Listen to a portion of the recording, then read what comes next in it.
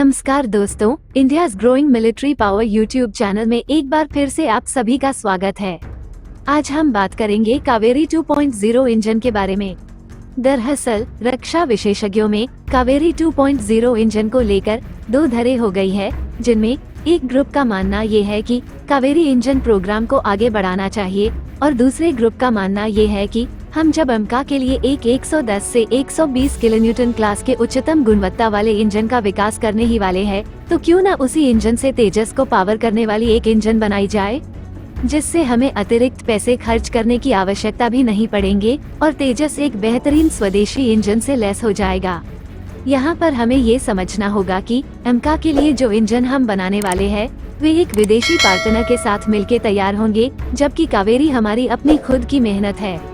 आत्मनिर्भर भारत के सपने को अगर हमें पूरी तरीके से साकार करना है तो हमें अपने बलबूते एक जेट इंजन को बनाने ही होंगे और इसी दिशा में कावेरी 2.0 इंजन प्रोग्राम को आगे बढ़ाया जा रहा है, जिस पर ऑलरेडी काम शुरू हो चुके हैं।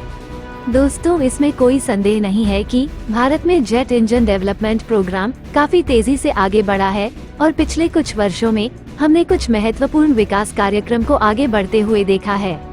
बहुत जाने माने रक्षा विशेषज्ञों ने यह उम्मीद जताई है कि आज नहीं तो कल भारत को एक उन्नत जेट इंजन मिलने शुरू हो जाएंगे। अब कावेरी इंजन की बात की जाए तो अभी फिलहाल इसके ड्राई इंजन वेरिएंट को फाइनल सर्टिफिकेशन के लिए तैयार किया जा रहा है और एक बार जब फाइनल सर्टिफिकेशन मिल जाएगा तो युद्ध स्तर पर आगे की जो कार्यवाही है ये शुरू की जाएगी। हमने अपने चैनल पे अपलोड किए पिछले कई सारे वीडियोस में आप सभी को बताया है कि फाइनल सर्टिफिकेशन मिलने के बाद जो आफ्टर बर्नर मॉड्यूल है, इसका विकास कार्यक्रम तेजी से आगे बढ़ेगा और कावेरी इंजन में एक आफ्टर बर्नर क्षेत्र हमें देखने को मिलेगा। इसके बाद ये तकरीबन 73 से 75 किलोन्यूटन के बीच में थ्रस्ट जनरेट करने में सक्षम होगा और इनिशियल जो तेजस के प्रोटोटाइप हैं, उस पर इसके ग्राउंड टेस्ट आयोजित किए जाएंगे और उनसे प्राप्त डाटा के आधार पर कावेरी 2.0 प्रोग्राम की आधारशिला रखी जाएगी। अब कावेरी के साथ साथ भारत एमका के इंजन को लेकर भी आगे बढ़ रहा है। इसी साल इस इंजन के डील को फाइनल किया जाना है और ये इंजन 110 से लेकर 120 किलोन्यूटन के बीच थ्रस्ट जनरेट करेंगे। लेकिन अब खबरें ये आ रही है कि इस इंजन में एक विशेष कोर का इस्तेमाल किया जाएगा, जिससे इसकी थ्रस्ट 130 किलोन्यूटन के पार भी जा सकती है, जिससे न सिर्फ एमका को और अधिक शक्ति मिलेगी बल्कि भविष्य में भारत अपने छठी पीढ़ी के लड़ाकू विमान कार्यक्रम में भी इसी इंजन का बेझिझक इस्तेमाल कर सकेगा। अब हुआ ये है कि इन दोनों इंजन कार्यक्रम का एक साथ चलना एक कॉस्टली चीज बनता जा रहा है। देखिए, हम सब जानते हैं कि कावेरी इंजन प्रोजेक्ट की शुरुआत 1980 के दशक में हुई थी, जिसका मुख्य उद्देश्य था एलसीए तेजस को पावर करना। मगर बहुत सारे उतर चढ़ाव के बाद इस इंजन प्रोग्राम को 2008 में तेजस प्रोग्राम से डीलिंक कर दिया गया था और उसके बाद 2011 में कैग की रिपोर्ट में इसके शॉर्टफॉल्स और फेलियर को दर्शाया गया, जिसके बाद 2016 के आसपास इस प्रोजेक्ट को डीआरडीओ की तरफ से ऑफिशियली बंद कर दिए गए और सरकार की तरफ से फंड्स मिलना बंद हो गए। तब ये हमारी सबसे बड़ी गलती थी, क्योंकि कावेरी इंजन प्रोग्राम पूरी तरह से फेल नहीं था। ये 73 किलोन्यूटन थ्रस्ट को तब ही हासिल कर चुका था। जरूरत इस प्रोग्राम को लगातार सपोर्ट देने का था, लेकिन हमने उल्टा ही किया। अब कावेरी एक प्रूवन और टेस्टेड प्लेटफॉर्म बन चुका है, जिस पर अब नए सिरे से काम शुरू हुआ है और इसके ड्राई वेरिएंट ने ऑलरेडी अपना लोहा मनवाया है, जिसके ऊपर अब एक नई तकनीक से विकसित आफ्टरबर्नर मॉड्यूल को ऐड किया जाएगा, जिसे इसकी थ्रस्ट पिछले के 73 किलोन्यूटन से आगे जरूर बढ़ेगी। गैस टरबाइन रिसर्च एस्टेब्लिशमेंट यानी GTRA की माने तो उनका प्राथमिक लक्ष्य है कावेरी के थ्रस्ट को 80 से 85 किलोन्यूटन तक लेके जाना, जो इसे अमेरिकी जनरल इलेक्ट्रिक F404 के समकक्ष लाके खड़ा करेगा, जिससे बड़ी आसानी से हम तेजस मार्क 1A के इंजन को रिप्लेस करके हमारे कावेरी को ऐड कर सकेंगे।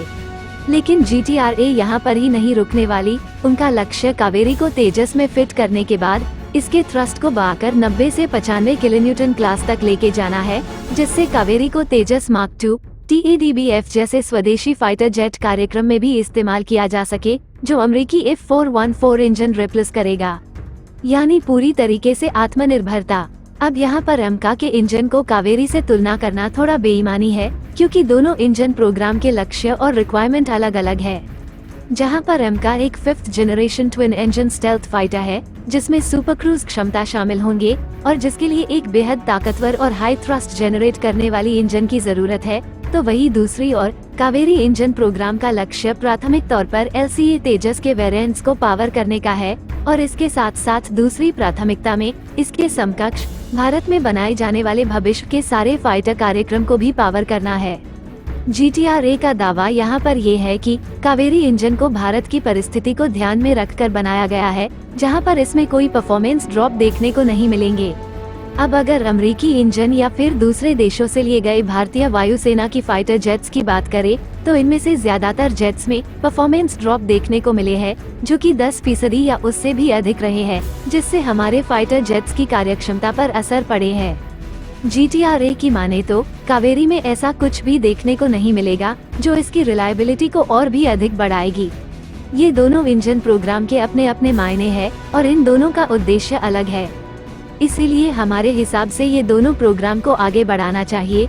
और अगर हमें सही मायने में रक्षा के क्षेत्र में आत्मनिर्भर बनना है, तो हमें अपने बलबूते एक स्वदेशी जेट इंजन को हर हाल में विकसित करना पड़ेगा। अब इसके साथ ही अगर हम किसी विदेशी फर्म के साथ कोलैबोरेट करके भी एक पावरफुल इंजन बना सके, तो वे हमारे लिए एक एक्स्ट्रा माइलेज होगा। जो भी हो, अब आने वाले एक दशक में हमें 2 स्वदेशी जेट इंजन देखने को मिलेंगे, जिसमें एक हमारे खुद के बनाए हुए कावेरी इंजन होंगे और वही दूसरी तरफ एमका के लिए बनाई जाने वाली विदेशी सहयोग से बनी एक हाई थ्रस्ट इंजन भी होंगे। इसके अलावा अमेरिकी जनरल इलेक्ट्रिक F414 को भी भारत में 80% टेक्नोलॉजी ट्रांसफर से बनाया जाना है। तो कुल मिलकर हमारे स्वदेशी फाइटर प्रोग्राम्स को अब बहुत जल्द इंजन के लिए विदेशों पर निर्भर रहना नहीं पड़ेगा। अब स्वदेशी इंजन रहने से हम अपने फाइटर जेट्स को किसी भी देश को किसी भी समय बेझिझक बेच सकेंगे और हम इनके प्रोडक्शन को भी अपने हिसाब से कंट्रोल कर पाएंगे, जो एक बहुत बड़ा एडवांटेज है।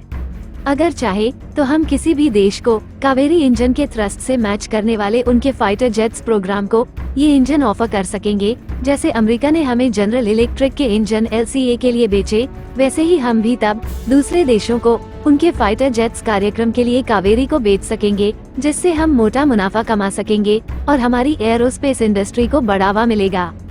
तो इसी के साथ इस वीडियो पे बस इतना ही। उम्मीद है कि आप सभी को वीडियो पसंद आया होगा। वीडियो को अंत तक देखने के लिए धन्यवाद।